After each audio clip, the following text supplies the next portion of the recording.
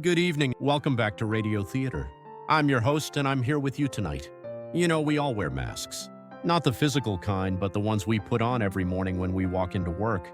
The smile that doesn't quite reach our eyes. The enthusiasm we fake in meetings. The version of ourselves we present because it's easier than showing the truth. Tonight, we have two stories about those masks. About what it costs to wear them every day, and what happens when we start to forget what our real face looks like underneath. So take a breath, settle in, and let's listen together. Our first story tonight is called The Office Party Smile. Dear Radio Theater, I'm writing this on Saturday morning, the day after our company holiday party. I'm still in yesterday's clothes, sitting on my couch with a headache that's not from alcohol. I barely drank, but from something else entirely. From smiling for 6 straight hours. From laughing at jokes that weren't funny. From pretending to care about conversations I didn't want to have with people I don't actually know. The party was at the Riverside Hotel, the nice one downtown with the chandeliers and the waiters in bow ties. Our company does this every year.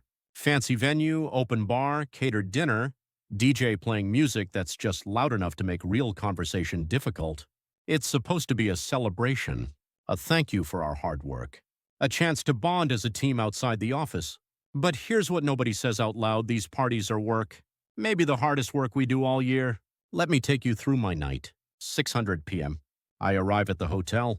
I spent an hour getting ready, choosing an outfit that's professional but not too formal, festive but not trying too hard. I walked into that ballroom alone and immediately felt that familiar knot in my stomach, the one I always get at these things. The room was already half full. People clustered in groups, holding wine glasses, laughing in that particular way people laugh at work events, louder than necessary, performing enjoyment. I grabbed a glass of wine from the bar, not because I wanted it, but because I needed something to hold, something to do with my hands. First interaction, Sarah from marketing. She's nice enough. We've emailed probably 100 times, but have never had a real conversation. Hey, you look great. How are you? Thanks. You too. I'm good. How are you? Good. Busy. You know how it is. This quarter has been crazy. Oh, totally. Same here. Well, we should catch up sometime. Absolutely. Let's do that. We both knew we wouldn't. We smiled, nodded, and I moved on. That exchange, or some version of it, happened approximately 27 times throughout the night. I counted. By 6:30, I'd made my way around the room, saying hello to people whose names I should know but sometimes forget. The guy from IT who fixed my computer once. The woman from HR who processes my timesheets. The intern whose name might be Jake or maybe James. Everyone was in the same mode. Surface-level pleasantries. Safe topics. The weather, traffic getting here, isn't the venue nice? Have you tried the shrimp? Then the executives arrived. Our CEO, Mark, made his entrance with the other C-suite people, and the energy in the room shifted. People stood up straighter. Smiles got wider. Conversations got more animated, especially if you were within his line of sight. I watched people transform. Tom from accounting, who I know hates these events because he told me once in the elevator, suddenly became this gregarious, enthusiastic guy, clapping people on the back, throwing his head back, laughing. Jennifer, who's usually quiet and thoughtful, turned into this bubbly version of herself, giggling at everything, touching people's arms when she talked. And me. I felt my face arrange itself into what I call my office party smile. Mouth open just enough to show teeth, eyes crinkled at the corners, head tilted slightly, the universal sign of, I'm listening and I care about what you're saying. I wore that smile for the next 5 hours. Dinner was at round tables, 10 people each. I ended up at a table with people from various departments. None of them were people I work with directly. None of them were people I'd choose to have dinner with. We went around the table doing introductions, even though some of us had been working at the same company for years. Hi, I'm Rachel. I'm in finance, been here 4 years, excited to be here tonight. Then came the small talk. The painful, exhausting small talk. So, any fun plans for the holidays? Oh, probably just staying local, seeing family. You? Same. Maybe a trip if we can swing it. Nice. Where are you thinking? Oh, we haven't decided. Maybe somewhere warm. That sounds great. Silence. Someone else jumps in. Has anyone watched that new show on Netflix? The one everyone's talking about? Half the table hasn't. The other half has. We spend 10 minutes discussing a show in the vaguest possible terms to avoid spoilers, which means we're basically saying nothing. It's really good. Yeah, I heard it's good. You should definitely watch it. I will, it's on my list. More silence. We focus on our food. The thing about these parties is that you can't talk about anything real. You can't talk about work, not really, because that's complaining and you don't know who's friends with who's boss. You can't talk about anything controversial, no politics, no religion, nothing that might make anyone uncomfortable. So you're left with this narrow band of acceptable topics. Weather, traffic, TV shows, sports if you follow sports. General observations about how nice the venue is, how good the food is, how it's nice to all be together like this. But here's what I really wanted to say at that table. I wanted to turn to Michael from operations and say, "Do you actually like working here? Because I don't think I do anymore. I think I'm just going through the motions, collecting a paycheck, and I'm terrified that this is what the rest of my life looks like." I wanted to ask Jennifer if she feels as lonely as I do. If she also goes home after work and realizes she spent 9 hours surrounded by people and didn't have a single meaningful conversation with any of them. I wanted to tell the whole table that I'm exhausted. Not physically, but existentially. That I'm tired of performing, tired of pretending, tired of these events where we dress up and drink overpriced wine and act like we're all friends, when really we're just coworkers who happen to be in the same building 40 hours a week. But I didn't say any of that. I said, "The salmon is really good. Have you guys tried the salmon?" After dinner, Mark stood up to give a speech. We all turned our chairs to face him, put down our drinks, arranged our faces into attentive expressions. He talked about what a great year it's been. Record profits, successful projects, amazing team. He thanked everyone for their hard work and dedication. He made a joke about budget meetings. Everyone laughed. Then he said something that made my stomach turn. "You know, what makes this company special isn't the work we do. It's the people. We're not just colleagues. We're a family. Family." I looked around the room at all these people I barely know. People I've never had dinner with outside of work. People I've never texted about anything other than deadlines. People whose personal lives are a mystery to me beyond what I can glean from their desk photos and occasional mentions in meetings. This isn't a family. This is a transaction. We trade our time and skills for money and health insurance. And that's fine. That's what it should be. But calling it a family, that feels manipulative. Like we're supposed to sacrifice more, work harder, complain less because families don't complain. Families stick together. After the speech, the DJ started playing music. People migrated to the bar, the dance floor, the patio outside. The formal part was over. Now came the part where everyone pretends to let loose while still being very aware that their boss is watching. I found myself in a conversation circle near the bar. 6 or 7 of us, including Daniel, one of the senior managers. He was telling a story about a client meeting that went wrong, making it funny, self-deprecating. Everyone was laughing. Then he turned to me. "Rachel, what about you? Any disaster stories from the field?" Everyone looked at me. This was my moment to contribute, to be part of the group, to show I'm fun and relatable and a team player. I racked my brain for a story, something work-related but light, self-deprecating but not too much, funny but appropriate. I landed on something about a presentation where the projector died, and I had to do the whole thing from memory. It wasn't that interesting, but I told it well. Added some embellishments, made myself seem flustered but ultimately competent. They laughed. Not huge laughs, but enough. Daniel nodded approvingly. "That's thinking on your feet," he said. I felt this little rush of relief. I'd done it. I'd performed correctly. But then I thought, is this what connection is now? Trading anecdotes that present us in the best possible light? Performing relatability? I excused myself to go to the bathroom. I needed a break. From the noise, the smiling, the performing, I locked myself in a stall and just sat there for a few minutes. I could hear other women coming and going, chatting by the sinks, touching up makeup, talking about people at the party. "Did you see what Monica was wearing?" "I know, right? That dress was a choice." "And did you hear she might be getting promoted?" "No way. Over Brian, he's been here way longer." Gossip. Always gossip at these things. Another reason to be careful. Anything you say, anything you do could become tomorrow's whispered conversation by the coffee machine. I came out of the stall, washed my hands, looked at myself in the mirror. My office party smile was gone. In its place was just tiredness. I looked tired. I looked like someone who'd been pretending all night and was running out of energy for it. I reapplied my lipstick, put the smile back on, went back to the party. By 10:30, people were starting to leave. The acceptable window for departure was open. You couldn't leave too early. That looked bad. But you couldn't be the last one there either, unless you were angling for points with the executives. I found the right moment. When there were enough people left that it didn't look like I was fleeing, but enough had gone that my departure wouldn't be notable. I made the rounds, thanked the right people, said goodbye to my table mates. This was so fun, we should do this more often. Knowing we wouldn't. Knowing that on Monday we'd pass each other in the hall and maybe nod, maybe not even that. I told Mark what a great speech it was. I told the event organizers what a wonderful job they did. I told everyone who made eye contact that I had such a great time. I Ubered home, and the moment I got into the car, I felt my whole body relax. The smile fell off my face. My shoulders dropped. I leaned my head against the window and closed my eyes. The driver tried to make conversation. Fun night? Yeah, I said. Something like that. Now it's Saturday morning. I'm sitting here thinking about last night, about all the conversations I had that weren't really conversations, about all the smiles that weren't really smiles, about the 6 hours I spent in a room full of people and somehow came home feeling more alone than when I arrived.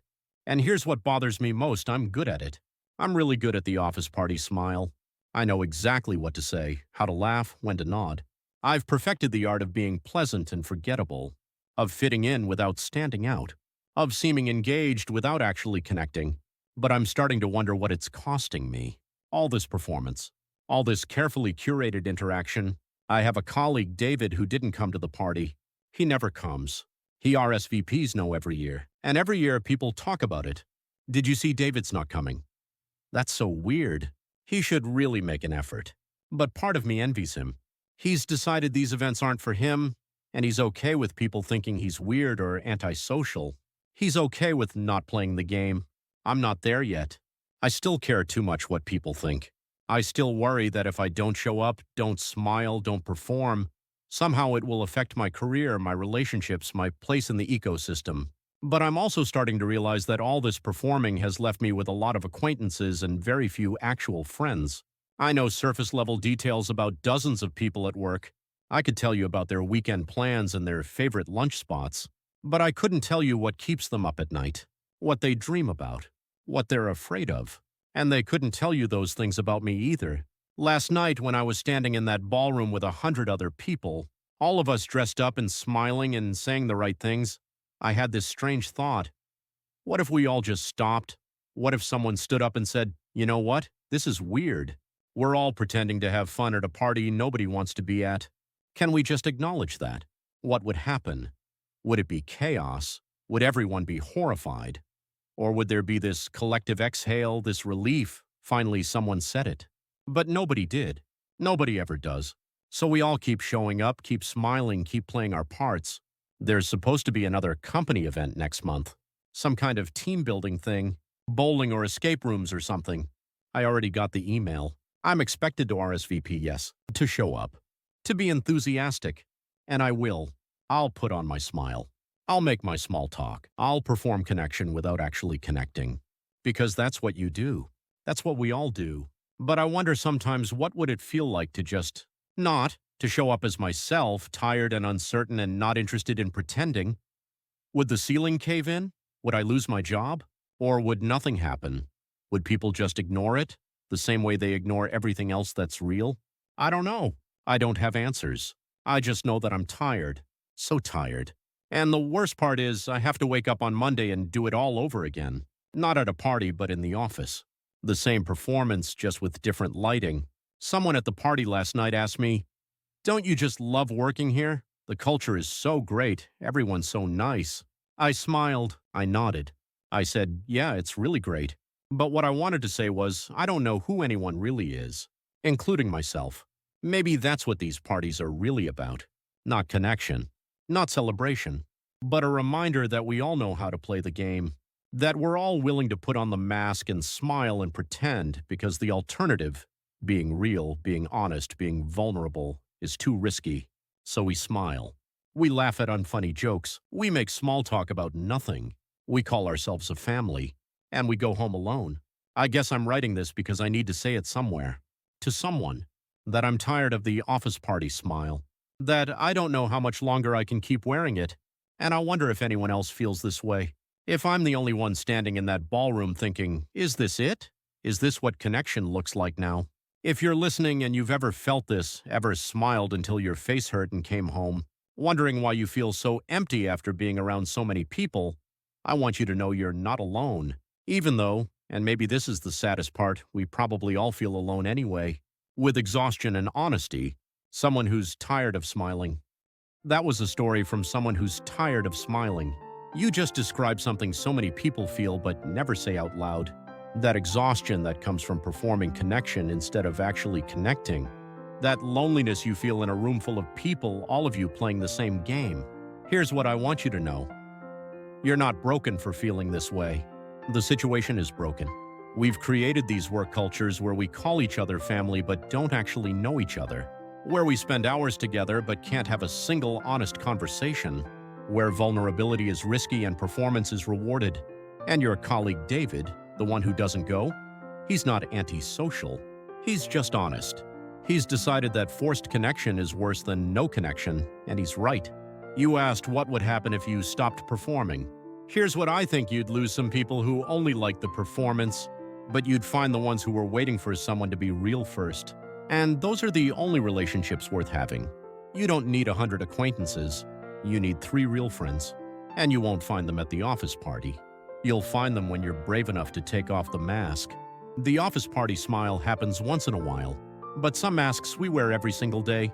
Some exhaustion doesn't happen at parties. It happens every morning when the alarm goes off. Our second story tonight is called The Monday Alarm. Dear Radio Theater, Sunday night, 9:47 p.m.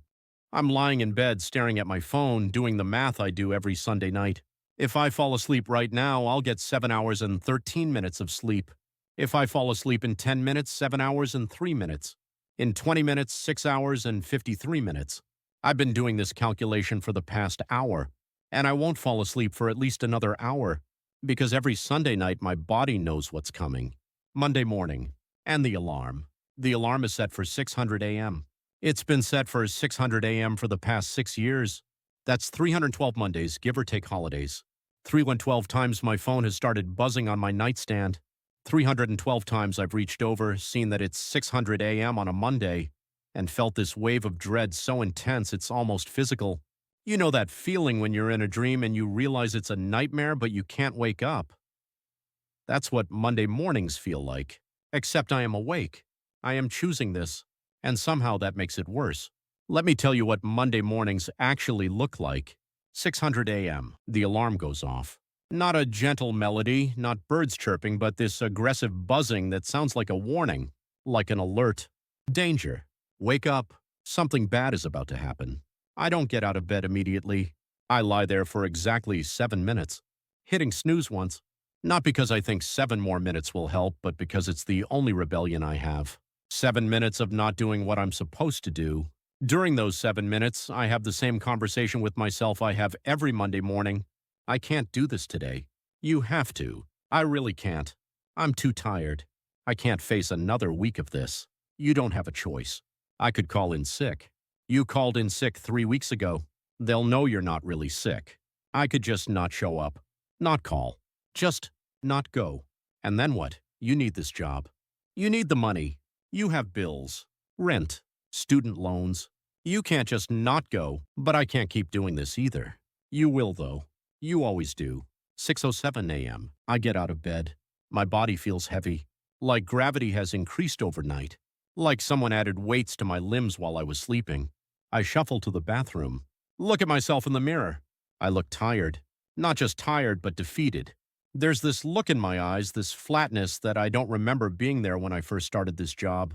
I used to be excited about Mondays. 6 years ago, when I first got hired, I'd wake up early, ready to go, full of ideas and energy. I thought this job was going to be the start of something. A career, a future, a purpose. Now I just think about how to get through the next 8 hours without completely falling apart. I shower. The hot water helps a little. For about 5 minutes, I can pretend I'm somewhere else. Somewhere warm and safe, and not about to spend another day in a fluorescent-lit office doing work that doesn't matter to anyone, including me. But then I have to get out, have to get dressed. And this is where it gets really bleak. I open my closet. I have 7 work outfits. I rotate through them. Monday is usually the navy pants and the white button-up. Tuesday is the gray skirt and the black sweater. Wednesday, Thursday, Friday, I've got those mapped out too. It's like a uniform, except I'm not in the military. I'm not serving my country. I'm just trying to pay rent. I get dressed slowly. Each item of clothing feels like armor I'm putting on. Pants, shirt, belt, shoes. By the time I'm fully dressed, I don't look like myself anymore.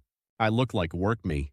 The version of myself that can sit through meetings and respond to emails and pretend to care about quarterly targets. Real me is still in bed, under the covers, wondering how life got to this point. 6:45 a.m. I make coffee. Not because I want it, but because I need it. Because there's no way I can face the day without pharmaceutical intervention. I used to love coffee. The smell, the ritual, the first sip. Now it's just fuel. Necessary and joyless. I stand in my kitchen drinking coffee that's too hot, burning my tongue, not caring. My apartment is quiet.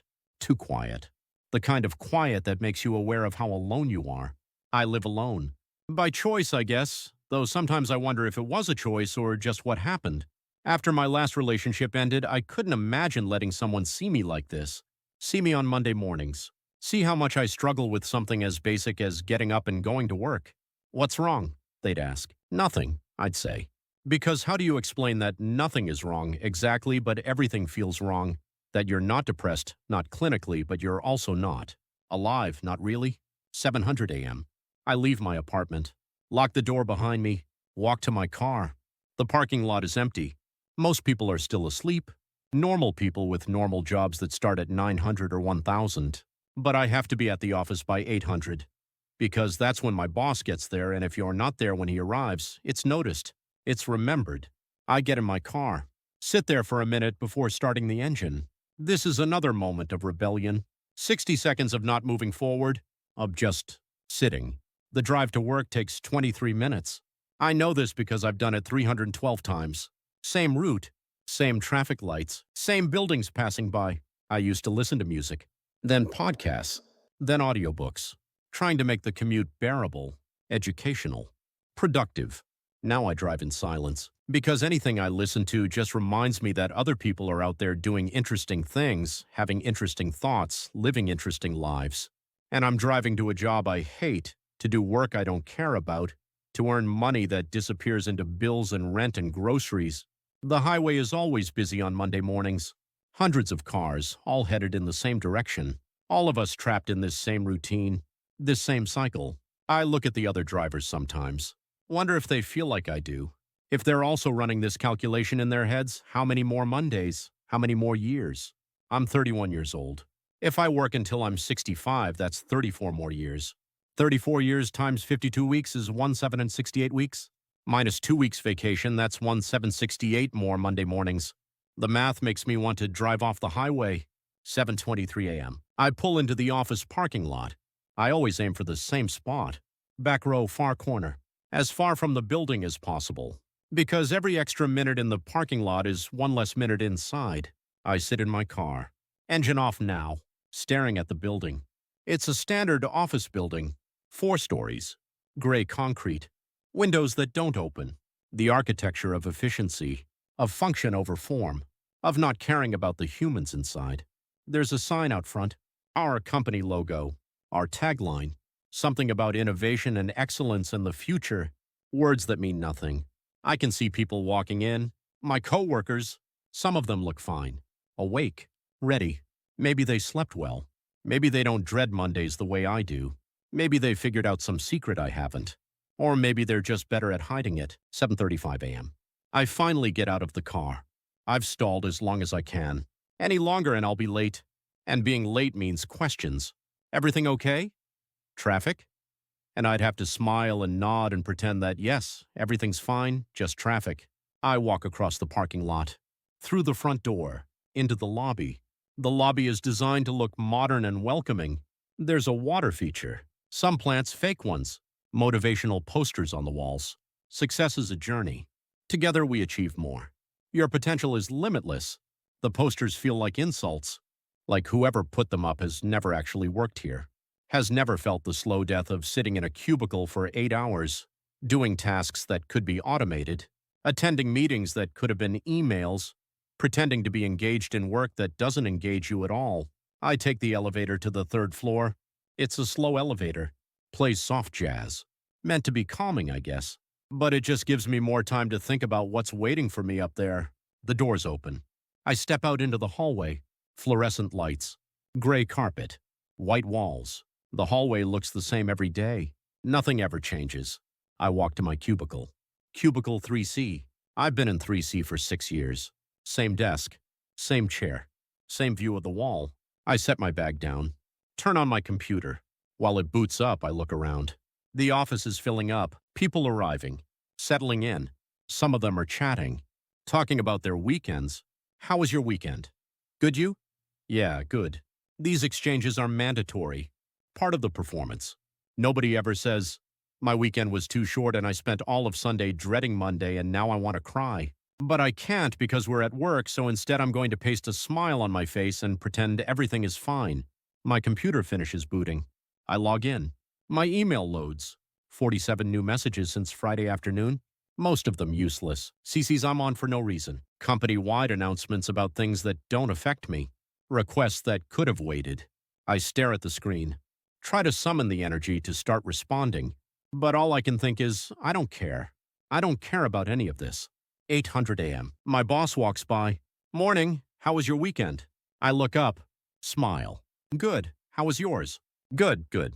Busy day today. Lots to cover. Yep, ready to go. He moves on. I drop the smile. Busy day. Every day is busy. Every day there's lots to cover.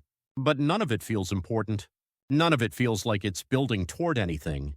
I used to think that if I just worked hard enough, put in enough hours, proved myself enough, eventually it would lead somewhere. A promotion, more interesting work, a sense of purpose. But 6 years in, I'm still in 3C, still doing the same work, still attending the same meetings, still feeling like I'm running on a treadmill, burning energy, going nowhere. 8:30 a.m. First meeting of the day. I grab my notebook and laptop and head to Conference Room B. Conference Room B is where most of our meetings happen. It has a long table, uncomfortable chairs, a whiteboard that nobody ever erases, and a smell that's part stale coffee, part industrial cleaner, part despair. I take a seat. Others file in. We make small talk while we wait for everyone. Did you see the game last night? No, I missed it. Who won? Can you believe this weather? I know, crazy for this time of year. Empty words, filling empty space. The meeting starts. My boss leads it. He goes through the agenda. Updates on projects, deadlines, deliverables, the language of corporate productivity. I'm supposed to be listening, taking notes, contributing when relevant. But all I can think is, what's the point? What are we actually doing here? Are we making anything better? Are we helping anyone? Or are we just creating busy work to justify our salaries? I look around the table. 8 people, 8 salaries, 8 people who could be doing something meaningful with their lives, and instead we're in Conference Room B talking about Q4 projections. Someone asks me a question. I snap back to attention. Sorry, what? They repeat it. Something about a timeline. I give an answer. The right answer, apparently. We move on. The meeting lasts an hour. We could have covered everything in 15 minutes. But meetings are never efficient. They expand to fill the time allotted. Everyone needs to feel heard. Everyone needs to contribute something, even if there's nothing to contribute.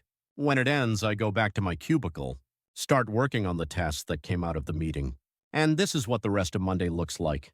Emails, reports, spreadsheets, another meeting at 200, a deadline at 400. Someone stops by to ask a question. I answer it. They thank me. I go back to my screen. Hours pass. Slowly. Every time I check the clock, thinking surely it must be almost 500, it's only been 20 minutes. Time moves differently at work. It stretches. It drags. 5 minutes can feel like 30.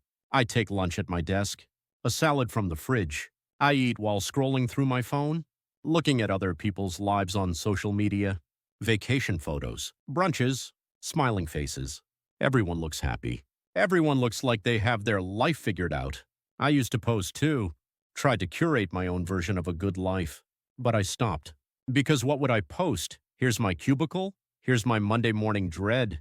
Here's me wondering if this is really what the next 34 years look like. 3:00 p.m. The afternoon slump hits. This is the hardest part of the day. Morning has its own momentum. But by mid-afternoon, that's gone. You're just exhausted. Counting down. I get more coffee. Stand by the coffee maker watching it drip. Another coworker comes up. Mondays, right? They say. I laugh. Yeah, Mondays. This is what passes for bonding at work. Mutual complaints about the thing we all pretend is fine. I go back to my desk.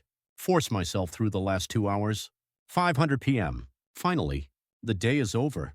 People start packing up. Some people stay later, trying to get ahead, trying to impress. I used to be one of those people.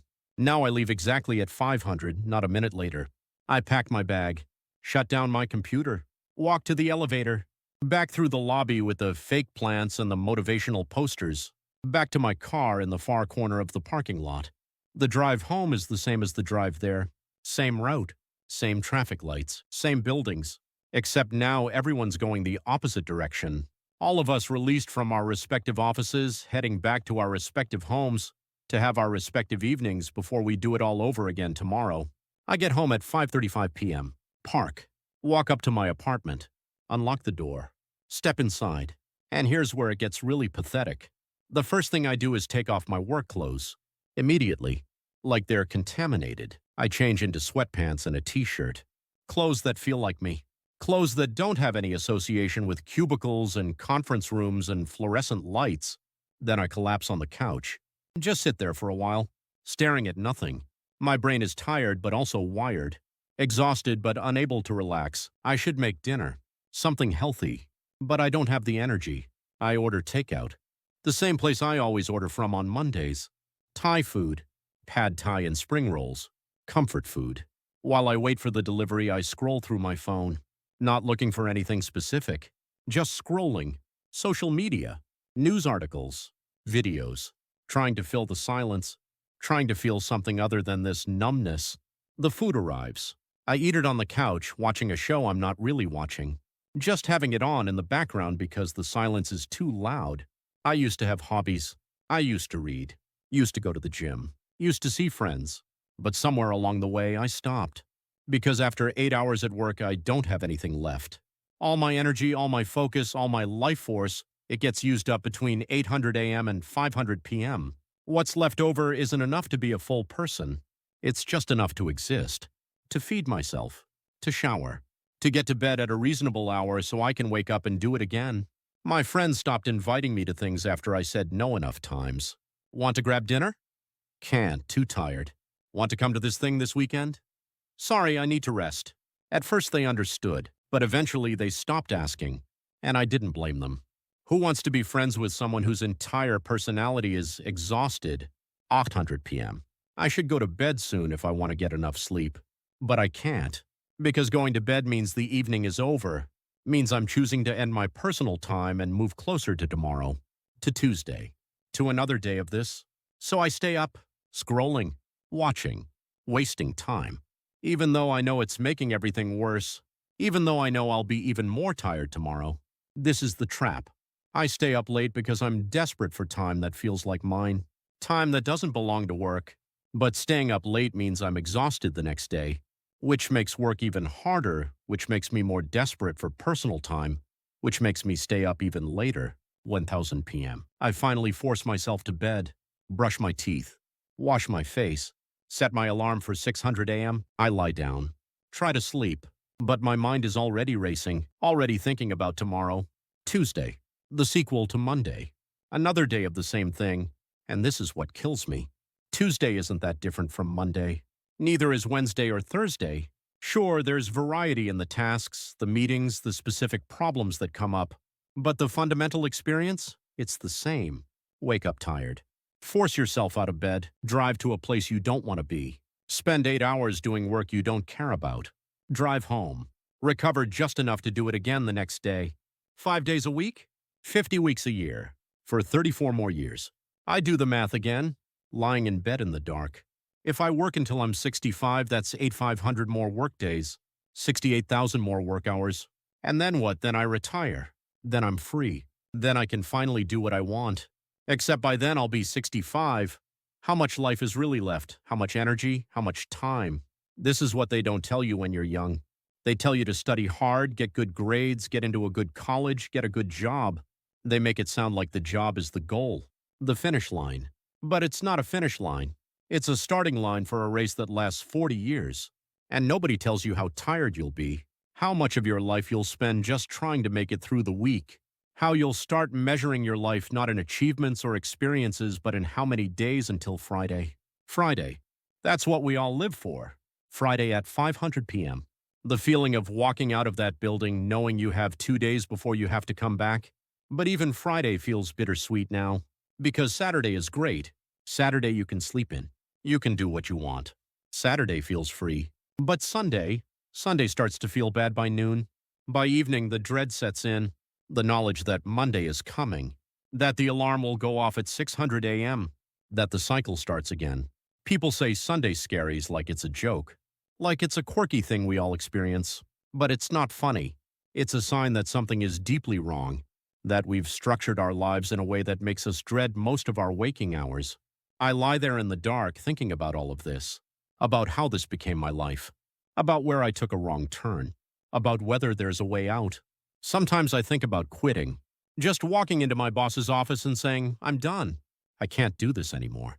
But then what? I need health insurance. I need to pay rent. I have student loans, car payments, credit card debt. The infrastructure of adult life that keeps you trapped. I could find another job. Maybe something different. Something I'm passionate about.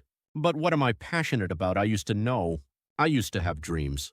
But somewhere between college and now, they got buried under the weight of practicality, of bills and responsibilities and the message that you're supposed to be grateful just to have a job. At least you have a job. That's what people say. In this economy, you should be thankful. Thankful. For what? For the privilege of spending the majority of my life doing something that drains me, for a paycheck that barely covers my expenses, for the opportunity to be tired all the time. I think about my parents. They worked hard their whole lives. My dad in construction. My mom as a nurse. They were tired too. They complained about work too. But they seemed to handle it better. Or maybe they just didn't have a choice. Maybe complaining about work wasn't an option in their generation. You just do it, my dad would say when I told him I was struggling. That's life. You work. You pay your bills. You do what you have to do. And maybe he's right. Maybe this is just what life is. Maybe I'm being naive or entitled or weak for thinking it should be different. But I can't shake this feeling that there has to be more than this. That life can't just be a series of Monday mornings, each one harder than the last. That I'm meant for something other than Conference Room B and Cubicle 3C and counting down the hours until Friday. I think about people who seem to have figured it out. People who wake up excited about their work. Who find meaning in what they do. Who don't spend Sunday nights lying awake filled with dread about Monday morning. Are they real or are they just better at pretending? Maybe everyone feels like this. Maybe we're all just going through the motions, all exhausted, all wondering if this is really it. And we don't talk about it because admitting it feels like failure. How are you? Good. Busy but good. You? Same. Just living the dream. We say these things. We perform okayness. Because the alternative is too scary. Admitting that you're not okay. That you're drowning. That you don't know how to keep doing this. 11:00 p.m. I'm still awake. Still thinking. I know I need to sleep. I know tomorrow will be even harder if I don't. But I also know that falling asleep means surrendering. Means giving up this last bit of Monday, even though Monday was terrible. Because at least it's time that belongs to me. Sleep means waking up, means Tuesday, means work, means doing it all over again. So I stay awake. Staring at the ceiling. Thinking about alarm clocks and cubicles and the 8,500 workdays still ahead of me. And I wonder, is this burnout or is this just life? People talk about burnout like it's a temporary thing. Like you can take a vacation, do some self-care, and bounce back. But what if it's not temporary? What if this is just what happens when you spend years doing something that doesn't feed your soul? When you give your energy to something that doesn't give anything back? I'm not depressed. I don't think I am. I can still function. I still get out of bed. I still do my job. I laugh sometimes. I find moments of joy. But there's this underlying exhaustion, this deep tiredness that never goes away. This feeling that I'm not living, just surviving, getting through, making it to the weekend, making it to vacation, making it to retirement. Is that enough? Is that what life is supposed to be? Endurance? I finally fall asleep sometime after midnight, and when the alarm goes off at 6:00 a.m. on Tuesday morning, I'll have the same conversation with myself. I can't do this today. You have to. I really can't. You don't have a choice. And I'll get up. I'll put on my work clothes. I'll drive to the office. I'll sit in cubicle 3C. I'll attend meetings and respond to emails and pretend that everything is fine, because that's what you do. But I'm writing this to say it's not fine. I'm not fine. And I think a lot of us aren't fine. We're just good at hiding it. I'm writing this because I need someone to know that Monday mornings are hard, that the alarm at 600 a.m. feels like violence, that 8 hours in an office can feel like 8 years, that coming home exhausted and empty is not okay, even if it's normal. I'm writing this because I'm tired, so tired, and I don't know how to not be tired anymore. If you're listening to this and you feel the same way, if Monday mornings fill you with dread, if you're counting down the hours until you can leave, if you're wondering how you're going to do this for 30 more years, I want you to know you're not alone. I don't have answers. I don't know how to fix this. I don't know if it can be fixed, but I know we're not supposed to live like this. We're not supposed to spend our lives dreading the alarm clock, trading our time for money, surviving instead of living. Something has to change. I don't know what. I don't know how, but it has to. Because I can't keep waking up like this. None of us can. With exhaustion and desperation, someone who's tired of the Monday alarm. That was a story from someone who's tired of the Monday alarm. Friend, I hear you. I hear the exhaustion. I hear the desperation. And I want you to know this isn't just tiredness. This is your soul telling you something important. You said you don't know if this is burnout or just life. Let me be clear, this is not just life. This is not how humans are meant to exist. We are not designed to spend most of our waking hours doing something that drains us, counting down until we can stop. You asked if something has to change. Yes, something has to change. And I know that feels impossible when you have bills and responsibilities and no obvious way out. But staying in this place where you're just surviving, where Monday mornings feel like violence, that's not sustainable either. Here's what I want you to do. Not tomorrow. Not even this week. But soon. I want you to get curious about what would make you feel alive, not what would make money, not what would look good. What would make you feel like your life is yours? You're not broken. You're not weak. You're a human being who's been grinding themselves down trying to fit into a system that doesn't fit you. And the bravest thing you can do is admit that and start looking for another way. You have 8,500 workdays ahead of you, but they don't all have to look like this. And that's our show for tonight. 2 stories about masks. The one we wear at office parties. The one we wear every morning when the alarm goes off. To both of you and to everyone listening who's wearing their own mask, who's performing their own version of I'm fine, I want you to hear this. You're allowed to not be fine. You're allowed to be tired. You're allowed to want something different. The world will tell you to be grateful, to push through, to just keep going. But your exhaustion is information. Your dread is data. Listen to it. Thank you for trusting us with your stories tonight. If you're carrying something heavy, send it our way. Sometimes saying it out loud is the first step to changing it. If this episode resonated with you, subscribe to Radio Theater. Share it with someone who needs to hear they're not alone. Leave us a comment about your own Monday alarm, your own office party smile. Until next time, take care of yourselves. Take off the mask sometimes. Rest. And remember, surviving is not the same as living. This is Radio Theater. Good night.